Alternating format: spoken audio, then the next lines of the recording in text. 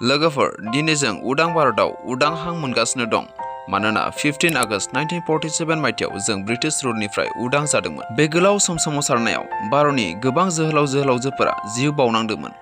भारतारि सोमावसारग्राफोरा मोननै गुबुन गुबुन लामाजों बे सोमावसारनायखौ खालामदोंमोन। बिसोरनि गेजेराव माखासे ओरैमोन खि गावसोरनि गोहो आरो बोलोजों उदांनि थाखाय नांदोंमोन, नाथाय गुबुन फारसेथिं सान्थि आरो अहिंसानि लामाजों बे आजादिखौ लुगैदोंमोन। लोगोफोर, अहिंसानि लामाजों सोमावसारग्राफोरनि गुदियानो जादों भारतनि बिफा महनदास करमचान्द गान्धी, जायखौ जों गुसुङै महात्मा गान्धी होननानै मोनथियो। लोगोफोर, बिथाङा भारत जारिमिननि ओरैबायदि सासे सुबुं जायहा गावनि जिउनि जोबथा समसिम भारतारि मानसिफोरनि थाखाय नांदोंमोन आरो बेबादिनो रोजा रोजा मानसिफोरनि नाजानायजों जोंनि भारतबर्षआ 1947 मायथाइयाव उदां मोनदोंमोन। लोगोफोर, दिनै जों बे भिडिअनि गेजेरजों मिन्थिनो मोनगोन महात्मा गान्धीनि लाइफ बाय'ग्राफिनि सोमोन्दै। बिदिब्ला जों भिडिअखौ स्टार्ट खालामनोसै। लोगोफोर, बे काहानिया जागायो 2 अक्ट'बर 1869 मायथाइनिफ्राय, जेब्ला महात्मा गान्धीया गुजरातनि पोरबन्दराव जोनोम मोनदोंमोन। बिनि बिफानि मुङा करमचान्द गान्धी आरो बिमानि मुङा फुदलिबाईमोन। भारतनि बिफा महात्मा गान्धीया पोरबन्दरावनो जोनोम मोनदोंमोन, नाथाय माखासे बोसोरनि उनावनो गासै नखरैनो राजकटआव थांदोंमोन आरो गान्धीजीनि गुदि सोलोंथायाबो बेयावनो जादोंमोन। लोगोफोर, बिथाङा 9 बोसोर बैसोआवसो फरायसालि गाहैदोंमोन। गान्धीजीया उन्दै समाव जोबोर लाजिगुसुमोन। गोसोआव लाखिदि बिथाङा उन्दैनिफ्रायनो बिजाबखौ गावनि असे लोगो हिसाबै मानिनानै लायोमोन। बेबादिनो समनि गेजेरजों बियो 13 बोसोर बैसोआवनो गावनि 1 बोसोर देरसिन कास्तुरबाजों जुलि जायो। गोसोआव लाखिदि बै समाव भारताव उन्दै समावनो हाबा खालामना होनाय जायोमोन, नाथाय जेब्ला गान्धीजीया 15 बोसोर बैसोसो जाबायमोन, अब्ला बिनि बिफा करमचान्द गान्धीया रुंसारि जायो आरो बिफा थैनायनि बोसोरसे उनावनो गान्धीजीनि गिबि गथ' जोनोम मोनो, नाथाय माखासे देहायारि जाहोनाव गथ'आ थैदोंमोन। जाउनाव गान्धीजीया जोबोर दुखुआव गोग्लैयो, अब्लाबो बिथाङा गावखौ जोबोरै सामलायना लायो आरो 1886 मायथाइयाव बिथाङा अहमदाबादनिफ्राय गोजौ फरायसालिखौ पास खालामो आरो बिथाङा बेयावनो कलेज फरायनायखौ फोजोबनायनि उनाव लन्दनाव थांनानै ल' फरायहैयो। बिब्दिनो 1888 मायथाइयाव गान्धीजीनि 2 गथ' जोनोम मोनो। बेनि थाखायनो बियो सानाखै जे नखरखौ गालांनानै गोजानाव थांनो, नाथाय गान्धीजीया माबा मोनसे खालामनानैबाबो 4 सेप्तेम्बर 1888 मायथाइयाव नखरखौ गारनानै लन्दनाव फार्दार स्टाडि खालामहैनो थाखाय ओंखारलाङो आरो बेनिफ्राय 1891 मायथाइयाव ल' फरायनायखौ फोजोबनायनि उनाव बियो गावनि हादर भारतबर्षआव फैफिनो, नाथाय गुबुन हादराव फरायनायनि उनावबो बियो जब मोननो थाखाय गोबां खस्थ'यै ओरै खारलाय खालामबाय थानो गोनां जायो। बिनि उनाव 1893 मायथाइयाव टाटा अट' लाइन मुंनि भारतारि मोनसे कम्पानियाव बियो साख्रि मोनो, नाथाय बे साख्रिनि थाखाय बियो साउथ आफ्रिका थांनो नांदोंमोन। नाथाय लोगोफोर, साउथ आफ्रिकायाव थानानै बारहोनाय समा गान्धीजीनि जिउनि बयनिख्रुइबो गोब्राबसिन सममोन, मानोना बियो बैयाव गोबां जांख्रिथायाव मोगा मोगि जानांदोंमोन। बेनिखायनो बियो माबोरै नांनांगौ बेखौ मोजाङैनो मिथिगौसैमोन। जबनि थाखाय बियो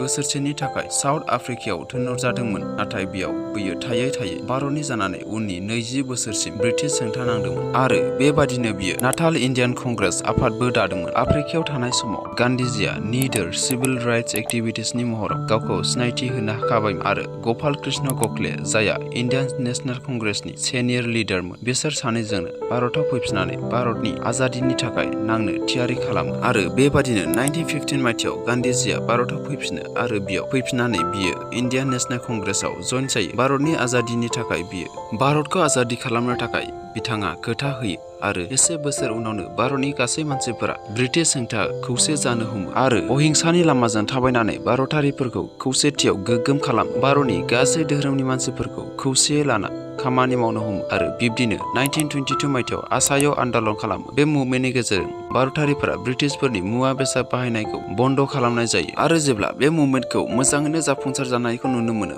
अब्ला ब्रिटिशफोरा 1928 मायथाइयाव 2 बोसोरनि थाखाय गान्धीजीखौ जेलाव दोननाय जादोंमोन, नाथाय गान्धीजीखौ जेलाव सोनानै दोननायनि थाखाय रायजोफोरा आरोबाव बांसिनै राग जोंनो हमो, जायनि गेजेरजों भारतारिफोरा मोनसे खौसे जानो हमो आरो जेलनिफ्राय गबोनायनि उनाव 1930 मायथाइयाव महात्मा गान्धीनि दैदेननायाव दान्दि जात्राबो खालामनाय जायो, जेराव 7000 भारतारि मानसिफोरा हमजायो। बेबादिनो गान्धीजीनि दैदेननायाव गोबां रोखोमनि गोबां मुंनि मुभमेन्टफोर जाबोदोंमोन आरो बेबादिनो गान्धीजीया गोबां खेब एरेस्टबो खालामजादोंमोन। नाथाय लोगोफोर, जेसेबांनो गान्धीजीया गिरफ्तार खालामजादोंमोन, एसेबांनो रायजो राजाफोरा खौसेथि आरो गोख्रोंनिफ्राय गोख्रोंसिन जाबोनो हमदोंमोन आरो बेबादिनो गान्धीजीजों लोगोसे गोबां भारतनि गोख्रों दैदेनगिरिफोरनि नाजानायाव जोंनि भारत हादरा 15 आगस्ट 1947 मायथाइयाव ब्रिटिश रुलनिफ्राय उदां जानो हादोंमोन। नाथाय लोगोफोर, जोबोद दुखुनांथाव बाथ्राया बेसो कि भारत उदांस्रिनि बोसोरसे उनावनो नाथुराम गडसे मुंनि सासे दुथाङा गान्धीजीखौ गावथारो। बे खबरा मोनसे हादरावल' नङा, सारा दुनियायावनो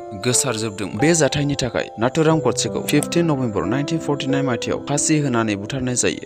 बेबायदिनो गान्धीजीया जोंनि बे बुहुमखौ बिदाय लानांगौ गोनां जायो। गान्धीजीया थैदोंब्लाबो बिनि आदर्श, बिनि मावनाय दांनाय, बिनि दैदेननाय गासैबो जोंनि आदर्श जानानै थाबाय। बेनिखायनो गान्धीजीखौ भारतनि बिफा बिमुं होनाय जायो। मानोना बिथांनि दैदेननायावसो जोंनि भारत हादरा ब्रिटिश रुलनिफ्राय उदां जानो हादों। बिथांनि जोबथा मुभमेन्टआ जाबाय क्वाइट इन्डिया मुभमेन्ट, जायनि गेजेरजों ब्रिटिशफोरा जोंनि इन्डियाखौ नागारनानै थांफिननो गोनां जादों।